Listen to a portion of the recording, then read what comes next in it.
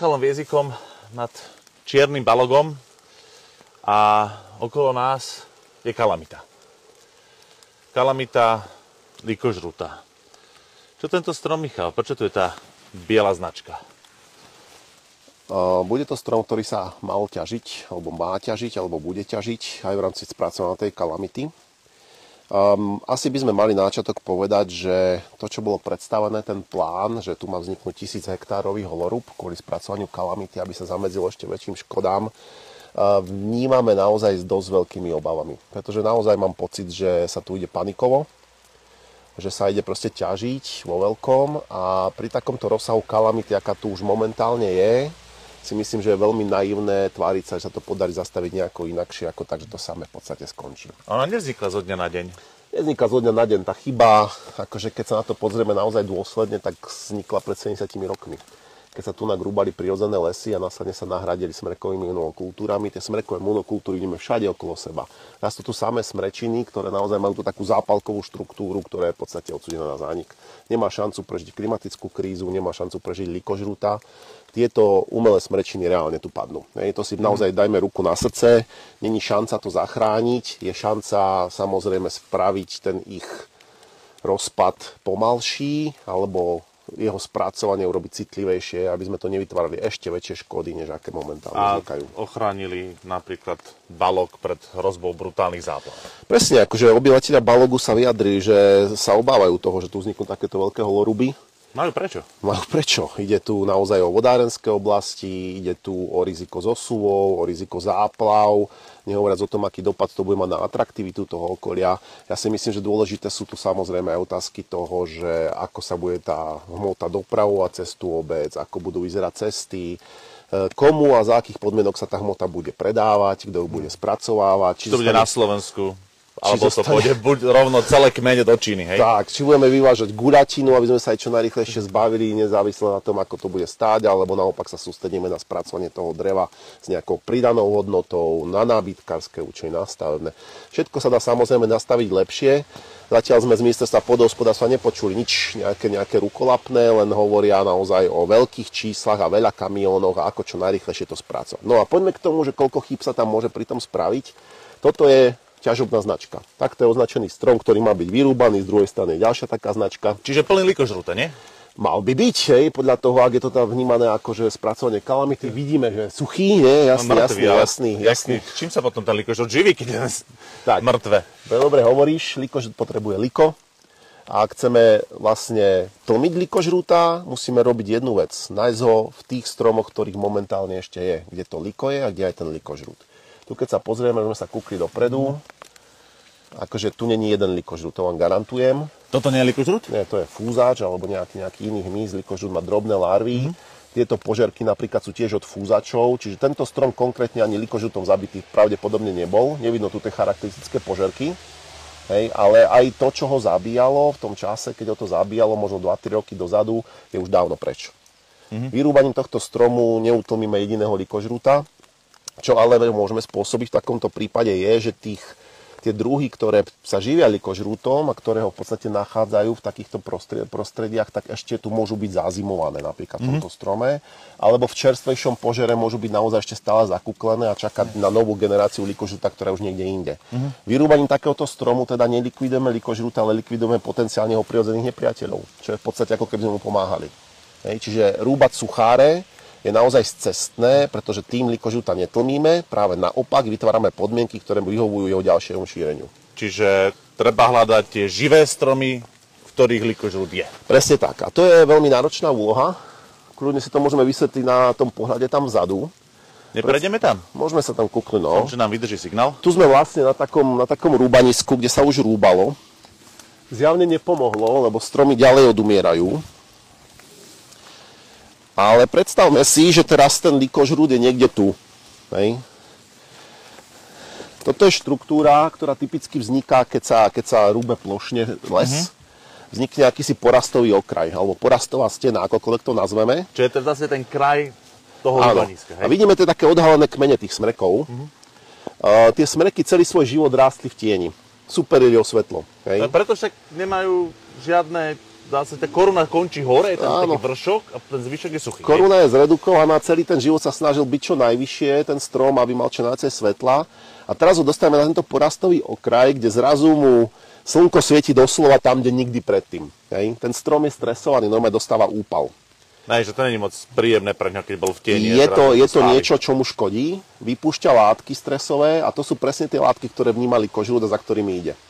No. Lieta po lese, cíti stresové látky, ide za nimi, nachádza takýto porastový okraj, to je pre ňo proste ako otvorený stôl. A keď si dobre všimneme, je teraz síce zlá viditeľnosť, ale celý tento porastový okraj je lemovaný hnedými, vysušenými smrekmi. Hej? Keď sa vytváral ten okraj, tie smreky určite suché neboli, pretože by padli rovnako pri tej ťažbe. Pretože vidíme aj to, že sú označené už, že suché dole s tým, hej? Ale tieto ani označené nie sú naozaj na okraji rúbaniska, ale tým, že to rúbanisko vzniklo a to slnko sa do nich oprelo, vošiel do nich likožrút a máme novú kalamitu. Hej? Čo spravíme? Vyrúbeme tie suché stromy. Až po posledný, suchý a zostanú zase živé stromy na okraje, ktoré zase spráži slnko a zase do nich letí likožrút a takto budeme pokračovať až do posledného stromu. Čo s tým? Malo by sa to robiť úplne inak. Tie stromy, ktoré sú hnedé, by sme si v podstate už nemali vôbec všímať. A malo by sa ísť do porastu a normálne hľadať pri zelených stromoch, odlupovať kúsky kôry a hľadať, či v nej nie je likožrút. Keď tam likožrút je, ten strom sa musí označiť a následne čo najrýchlejšie vypríť, dokým tam ten likožrút je, kôra spáliť. Náročnejšie, ale jediné efektívne. Pritom treba zamestnať aj viacej ľudí, pretože to musia reálne hľadať. Tu je ten problém, že si to predstav, že takýto postup máš robiť na tisíckach hektárov. No. Není šanca. Čiže následne sa robí tá jednoduchšia cesta, počká sa, kým to vyschne a následne sa to vyrúbe celé. Je ale otázka, že nakoľko je to efektívne, nakoľko je to v súlade s tým, čo by vlastne ten postup mal robiť, brániť šíreniu ďalšieho likožrúta. Pretože pílim suché stromy, kde sú predátory a parazitoidy, vytváram porastové okraje, ktorým vlastne uvoľňujem ďalšie smreky nátak likožrúta a v konečnom dôsledku tak skončím až na poslednom živom strome, ktorý vyrúbem a tým pádom som ten boj vyhral. Čiže operácia sa podarila. Pacient zomrel. Tak. Videli sme to na Nižnej Boci, na Vyšnej Boci, na Malúžine, videli sme to všade možne v Nízkych Tatrách a teraz to budeme bohužiaľ vidieť aj nad Horným Balogom. Či Čiernym Balogom, pardon. A čo spôsobíme sú nielen masívne holiny, ale ešte obrovské rizika povodní, zosunov pôdy. Je to tak, no, odlesnenie takého veľkého územia a naozaj nemôžeme hovoriť o ničom inom ako odlesnení je veľmi problematické z ekologického hľadiska. Takéto plochy sú následne veľmi ťažko zalesniteľné. Ja dúfam, že sa tu nebude opakovať tá chyba. Vyprahnuté, nie? No áno, stačí jedno horúce leto, jednak sa nám akože rozbehne ešte viac likožrutová kalamita, ale tie svahy sú proste vystavené slnku. Prirodzená obnova je nemožná, lebo sa toto rozjazdí ťažobnými mechanizmami a umelá naozaj veľmi rýchlo zlyháva, do toho zver, do toho sucho, do toho, vysychanie tých semenáčikov.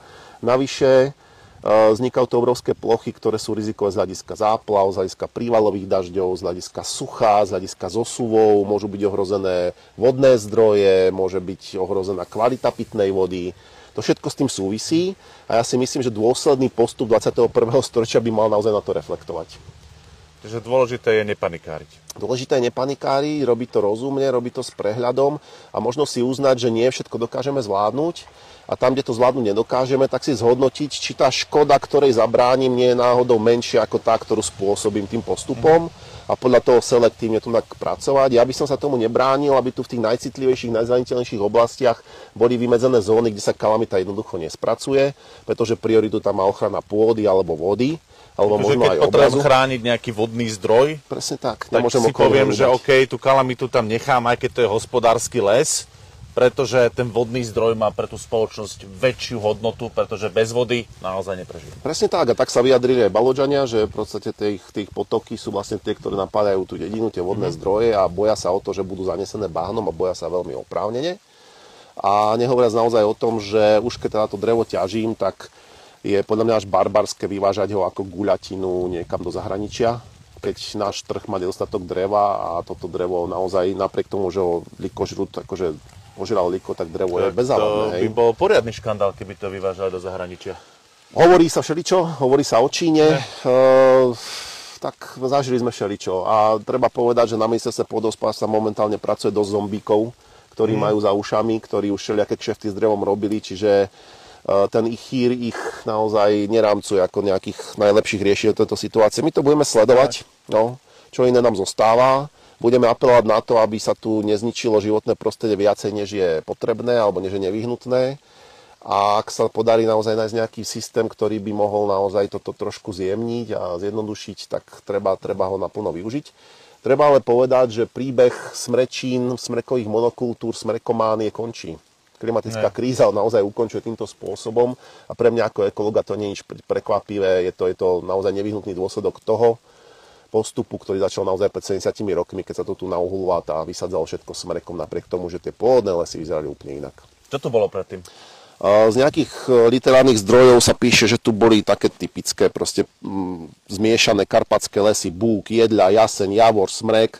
Muselo toto byť veľmi pekné. Dokonca nejaký text z roku 1900 hovorí, že tu bol vyťažený, že smrek, ktorý mal priemer 2 metre. Hej, v takomto lese niečo také je možné. To sú 30 cm proste stromčeky, čiže dvojmetrový smrek, je schopný tunak vyrásť, samozrejme nie za 20 rokov, ale tie lesy sú nenávratne preč. Nahradili ich na niekoľko desaťročí podľa mňa smrekové monokultúry, ktoré sa ukázali ako kolosálny omyl. Napriek tomu, že toto tu je vnímané ako výkladná skriňa lesníctva, máme tu skanzen lesnícky, ja si myslím, že tie smrekové monokultúry už patria akurát tak do toho skanzena. Hej. Sú prekonaným modelom, sú neudržateľným modelom a proste klimatická kríza a likožrút ich plnej nahote ukázal, kde soudruzi udiali chybu, tak povedať. No. Klimatická kríza je niečo, čo likožrutovi vyhovuje, lebo však má viac životných cyklov, keď je pekne teplúčko a málo mrzne. My tak máme tendenciu pozerať sa na likožruta ako na niečo negatívne, ale pozor, likožrut je rovnako lesný druh ako smrek a to, v čom je naozaj dobrý, je, že odhaľuje tie slabiny toho lesa. A keď odhalí, že celý les sa rozpadne, tak sa vlastne ukáže, že to není les. Je to monokultúra a ten likožrut nás na to v podstate upozorňuje. Hovorí nám veľmi jasnou rečou, takto to nerobte, takto to nefunguje a naozaj by sme ho mali začať počúvať.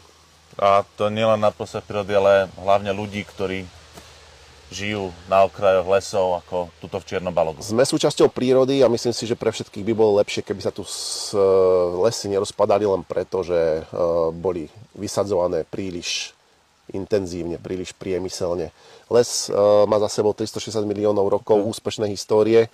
Myslím si, že by sme z nej mali vychádzať a neprerábať ho na náš obraz, pretože to nefunguje. Hej, lesy tu boli pred nami a budú aj po nás. A budú aj po nás. Určite. Takže tak, sme naozaj za to, aby ľudia, ktorí v tomto momentálne rozhodujú, počúvali samozrejme v prvom rade tých obyvateľov, ktorí tu žijú. Skutočne majú vážne obavy. Myslím si, že zatiaľ tie argumenty, ktoré odzneli, ich skôr nahnevali, ako upokojili. A vravím, budeme to sledovať. Je to veľmi dôležitá kapitola, možno aj v histórii slovenského lesníctva, kde naplno sa prejavuje, že tie sľuby o zelených lesoch boli skutočne postavené na vode, alebo padli na vode, keď sa tak zobere. Lebo to, že tu začala likožrutová kalamita, je podľa mňa spustené 2 roky dozadu tým extrémne suchým letom, ak si pamätáš.